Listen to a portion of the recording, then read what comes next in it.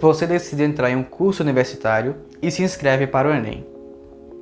Você estuda bastante para poder tentar conseguir ir bem na prova e faz algumas redações, questões, mas você comete um pecado inestimável. Você não corrige as suas redações. Você vê os seus erros lá e não tenta corrigi-los ou entender o porquê que você errou.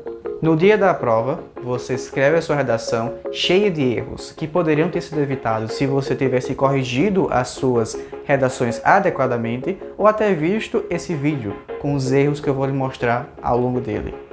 Quando a nota da redação e do Enem sai, você fica incrédulo. Você não consegue acreditar que a sua redação só teve aquela nota baixíssima e você se sente horrível. A sensação de se sentir negligente é indescritível. Você não consegue exprimir a sua decepção por não ter feito uma coisa básica do vestibulando, que é corrigir suas redações ou até procurado mais sobre esses erros e como evitá-los. E por isso, no vídeo de hoje, eu vou mostrar a vocês os principais erros que os vestibulandos cometem e não percebem na redação. Se eu conseguir te ajudar ou falar alguma coisa que você comete e não sabia que era um erro, por favor, deixe o seu like e se inscreva aqui no canal. O primeiro e o principal erro que os vestibulandos cometem na hora de fazer a sua redação é separar o casal que é inseparável, o sujeito do verbo por vírgulas. Veja esse exemplo. Eu adoro chocolate. Eu adoro chocolate. A primeira oração está incorreta porque ela coloca uma vírgula entre o sujeito eu e o verbo adorar. Isso é extremamente incorreto, tira pontos da competência 1, que avalia a sua capacidade de dominar a gramática.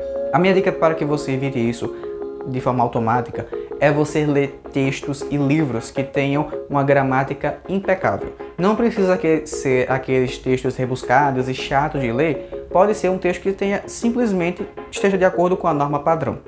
Não precisa ser e não pode ser aqueles textos modernistas ou com linguagem que seja muito coloquial e com licença poética, que tenham erros propositais, erros gramaticais muito graves, porque você vai acabar absorvendo aqueles erros e vai repeti-los na sua dissertação.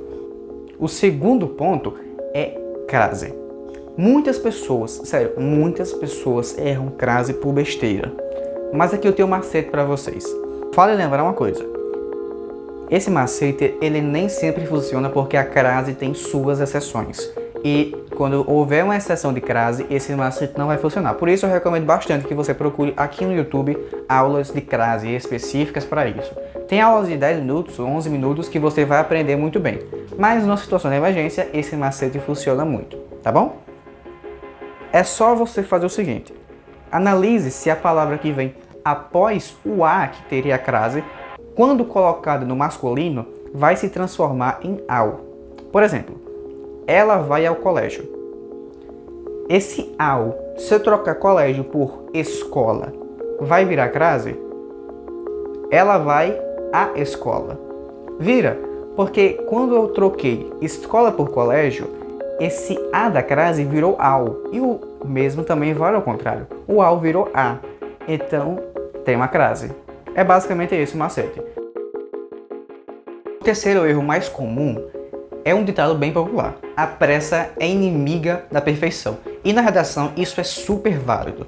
Quem nunca passou pela situação de errar uma questão porque leu todo o enunciado, leu todas as alternativas, mas não percebeu que a questão queria a alternativa incorreta? Na redação isso pode acontecer sim. Você pode ler o texto motivador e ler o tema muito rápido, ler o texto motivador muito rápido e não entender diretamente o que o tema quer. Eu tenho um vídeo aqui explicando no canal, o cara tá aparecendo aqui, que ensina vocês a entender bem direitinho o que o tema quer. Mas até igual aqueles macetes que eu passei no vídeo, exige calma na leitura dos textos e na leitura do tema. Tenha calma. A redação ela compõe de 20% da sua média do Enem. Não adianta você ter pressa para fazer. Óbvio, você deve ter pressa na hora de escrever, para escrever até 1 hora. Também tem um vídeo aqui mostrando como escrever redação em até 1 hora. Mas no entendimento do tema, tenha calma. Porque senão você pode acabar tangenciando o tema e isso vai ser muito pior para você.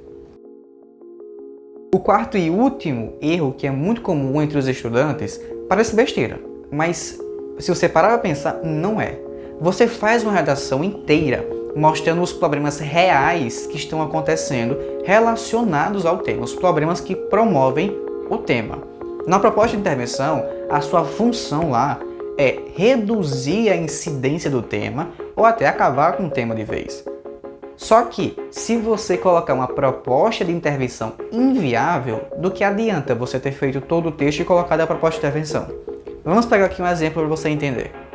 Com o tema do Enem Digital de 2020, os desafios de reduzir a desigualdade entre as regiões do Brasil. Se você colocar a proposta de intervenção dizendo que o governo, em parceria com as prefeituras municipais, por exemplo, devem promover festas multiculturais para promover a integração nacional uma vez por mês, bancadas e custeadas pelo Estado, cara, o que é que o Happy Hour tem a ver com desigualdade social? Você basicamente está dizendo que vamos fazer uma festa para todo mundo e isso aí vai ajudar a reduzir as desigualdades. Não vai. Não vai, cara. E você pode achar que isso é uma coisa muito extrema, mas não, tem gente que coloca coisas como o Estado deve bancar as empresas, por exemplo. Isso é inviável.